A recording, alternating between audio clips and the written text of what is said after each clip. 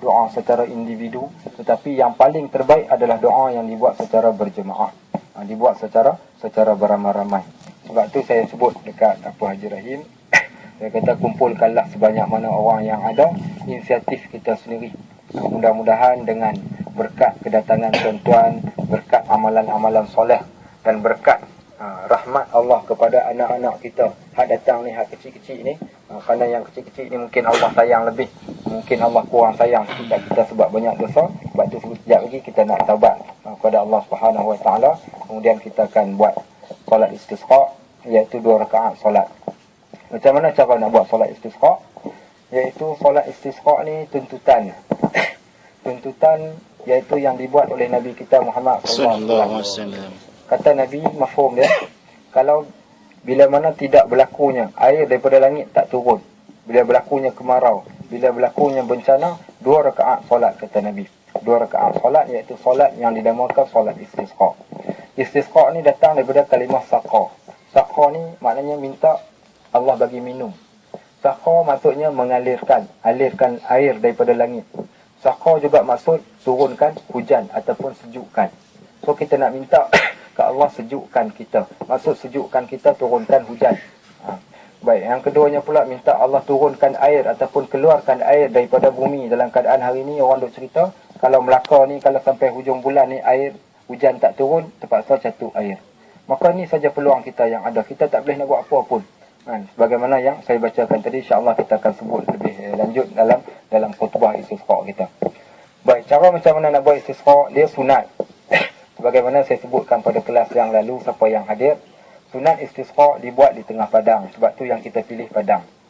Yang kedua, sunat dibawa semua orang-orang yang sakit, anak-anak, adik-beradik kita yang ada kat rumah, bawa datang belakang.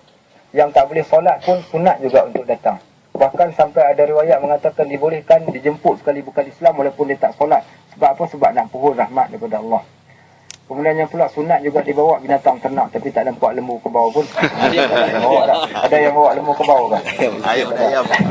Ada bawa. Kucing bukan binatang ternak.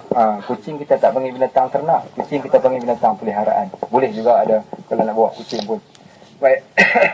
Kemudian disunatkan pada asasnya, kalau pemerintah yang anjurkan, dia minta rakyat semua puasa 3 hari. Hari yang keempat, keluar ramai-ramai pergi ke padang. Kemudian banyakkan buat amal kebajikan, antaranya bersedekah dan sebagainya. Banyakkan bertaubat pada Allah. Banyakkan beristighfar pada Allah.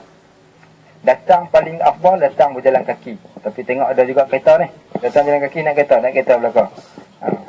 Kemudiannya pula yang kedua, datang memakai pakaian yang bukan pakaian baru. Bukan pakaian yang kita katakan cantik, pakaian yang biasa sahaja. Tidak memakai wangi-wangian. Baik, kemudian yang seterusnya, pilih orang yang paling tua. Tapi tak tahulah ke mana dia orang nampak saya yang tua pun. Saya juga yang dipilihnya. Asalnya pilih orang yang paling tua, paling berilmu di antara kita untuk jadi mengepalai, untuk jadi imam. Baik, lafaz niat solat dia, sahaja aku solat sunat istisqa. Okey, sahaja aku solat sunat istisqa. 2 rakaat makmum kerana Allah Ta'ala. Sahaja aku solat sunat istisqa, 2 rakaat makmum kerana Allah Ta'ala. Baik, kemudian seterusnya pula, macam solat yang lain, ikut saja imam. Imam akan baca Fatihah. Kemudian selepas Fatihah, imam akan baca surah Al-A'la, iaitu Sabihis. Rukuk, sujud, naik balik rakaat yang kedua. Imam akan baca surah Fatihah balik. Kemudian imam akan baca surah Al-Ghashiyah. Baik, kemudian imam akan rukuk, bangun daripada rukuk, imam akan buat qunut, doa qunut. Okey, so kita akan baca doa qunut. Selesai semua doa, waktu doa qunut tu, turun sujud tahiyat sebagaimana biasa. Selesai dah semua, jangan cabut lagi, ada lagi. Iaitu kita ada khutbah, khutbah istisqa, iaitu sama sebagaimana khutbah hari raya. Selepas daripada solat, kita ada 2 khutbah. Khutbah pertama disunatkan. Pada khutbah pertama beza dengan khutbah hari raya, iaitu kita ucapkan istighfar sebanyak 9 kali istighfar. Okay, imam, khatib dia akan baca istighfar 9 kali. Khutbah pertama. Khutbah kedua sebanyak 7 kali. Okay, dan yang lain-lain sama sebagaimana khutbah yang lain. Dan diminta semua yang ada untuk beristighfar dan sebagainya. Okay, kemudian khutbah yang kedua, imam akan 1/3 daripada khutbah kedua, imam akan pusing ke arah kiblat, maka dia akan, asalnya kalau imam pakai serban, dia akan terbalikkan serban. Jadi sebab saya tak pakai serban, nak terbalikkan kopiah takut pelik sangatlah pula.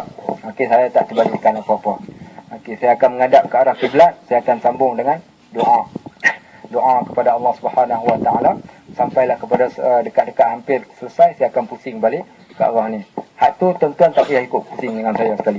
Imam betul pusing, tuan-tuan jangan duk pusing. Okey, baik, imam betul pusing ya. Okey, baik. Itu saja. Ada soalan pun nak tanya, boleh tanya, angkat tangan. Kok nak tanya soalan. Ada soalan nak tanya? Tak ada soalan. Ya, sila. Takbir itu. Ada ke takbir bertahir raya ke apa? Okey, tak. Takbir sekali saja, takbiratul ihram.